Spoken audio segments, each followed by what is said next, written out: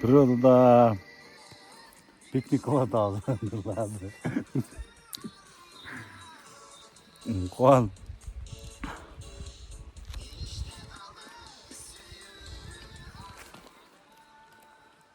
Нактар мындай.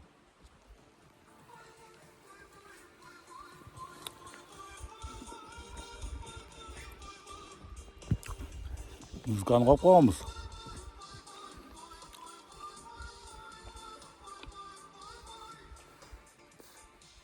Жаратылыштын кооздугун карасаңар.